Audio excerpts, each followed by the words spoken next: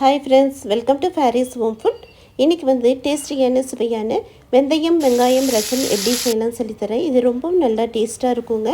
இது வரைக்கும் நீங்கள் மிளகு ரசம் செஞ்சுருப்பீங்க. இது மாதிரி ஒரு டிஃப்ரெண்ட்டாக வெந்தயம் வெங்காயம் ரசம் செஞ்சு பாருங்கள்.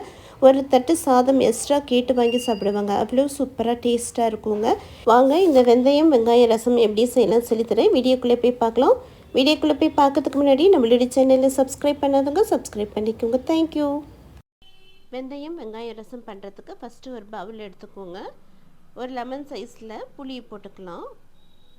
உங்களுக்கு எந்த அளவுக்கு புளி வேணுமோ அந்த அளவுக்கு நீங்கள் புளி போட்டுக்கலாம். நான் லெமன் சைஸில் புளி போட்டாச்சு. தேவையான அளவுக்கு தண்ணியும் ஊற்றிக்கோங்க. ஊற வச்சுட்டு நல்லா கரைச்சி எடுத்துக்கோங்க. இந்த புளி தண்ணியை கரைச்சி ஒரு பக்கம் இருக்கட்டும்.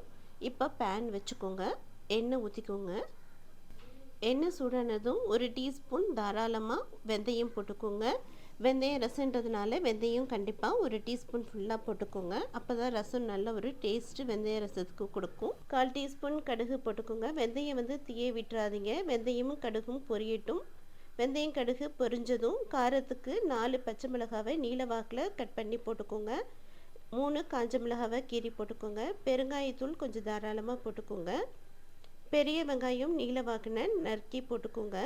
வெங்காயமும் போட்டு வதக்கிக்கோங்க. வெங்காயம் நல்லா பொன்னிறமாகணும்னு அவசியம் இல்லை, கண்ணாடி பதம் இருந்தால் போதும். 1/2 டீஸ்பூன் மஞ்சள் தூள் போட்டு வதக்கிக்கோங்க. பழுத்த தக்காளியாக 2 தக்காளி கட் பண்ணி போட்டுக்கோங்க. தக்காளி நல்லா சாஃப்ட் ஆகிற வரைக்கும் ஒரு நிமிஷம் வதக்கிக்கோங்க. தேவையான அளவுக்கு உப்பும் போட்டுக்கலாம். இப்போ தக்காளி ஒரு நிமிஷம் நல்லா சாஃப்டாக ஆகட்டும். அது வரைக்கும் அப்படியே விட்டுருங்க. பாருங்கள், ஒரு நிமிஷம் ஆயிடுச்சு. இப்போ தக்காளி நல்லா சாஃப்டாக ஆகிடுச்சு பாருங்கள். இப்போ நம்ம கரைச்சி வச்சுருக்கிற புளி தண்ணியை ஒரு கப் புளி தண்ணியை ஊற்றிக்கலாம். கூடவே கொஞ்சமாக ஒரு கப் தண்ணியும் ஊற்றிக்கோங்க. அவ்வளோதான். நல்லா மிக்ஸ் பண்ணி விட்டுக்கோங்க. உப்பு வந்து செக் பண்ணிக்கோங்க. ஒரு 2-3 மினிட்ஸ் அப்படியே இருக்கட்டும். ஒரு கொதி வரட்டும். அது வரைக்கும் அப்படியே இருக்கட்டும். பாருங்கள், ஒரு கொதி வந்துடுச்சு. இப்போ வந்து ஒரு கிளறி விட்டுக்கோங்க. கடைசியாக ஒரு கொத்து கருவேப்பிலையும் கூடவே ஃப்ரெஷ்ஷான கொஞ்சமாக கொத்தமல்லி இலையும் போட்டுக்கலாம். அவ்வளோதான். ஸ்டவ் வந்து ஆஃப் பண்ணிவிடுங்க. ஆஃப் பண்ணிவிட்டு மணக்க ரசம் ரெடி ஆகிடுச்சு. வாங்க இப்போ இதை ஒரு பவுலுக்கு மாற்றிக்கலாம். வாவ், சூப்பராக கமண்டு மணக்க வெங்காயம் வெந்தயம் ரசம் ரெடி ஆகிடுச்சிங்க. இது நல்லா சுட சாதத்துக்கு போட்டு சாப்பிட்டிங்கன்னா எக்ஸ்ட்ரா ஒரு பிளேட் கேட்டு வாங்கி சாப்பிடுவாங்க. அவ்வளோ சூப்பராக இருக்கும்.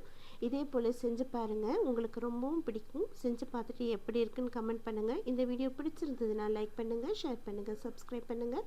தேங்க்யூ ஃபார் வாட்சிங். பாய்.